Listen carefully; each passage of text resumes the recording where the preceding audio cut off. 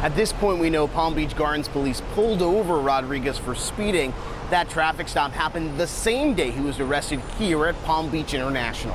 Working backwards in trying to piece together a puzzle. Former FBI agent Stuart Kaplan says the goal is to understand a motive, then report it to the highest levels at the FBI within 24 hours. They're going to execute search warrants on any digital devices, and then, of course, go out and interview family, friends, associates who may have a better understanding as to what was going on in his life. We went to Rodrigues' home in Palm Beach Gardens, where neighbors say police are here often. Almost like every month or every other month, I see cops coming, but I don't know what they're coming for. Palm Beach County court records show Rodrigues has been charged 5 times since 2010.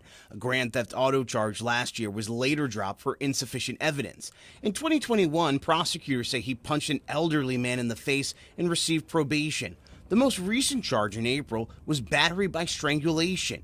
WPTV talked with the victim, who did not want to share her name, but gave us permission to share her story.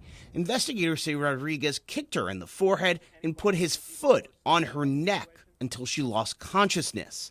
The victim told us, "I want nothing to do with him." She said these pictures from the sheriff's office are terrifying. And Stuart Kaplan says because this unfolded at an airport, federal charges are possible. Rodrigues refused to show up at first appearance today. We found court documents showing he refused to sign citations and even at one time told officers he did not understand his Miranda rights. In West Palm Beach, Ethan Stein, WPTV News.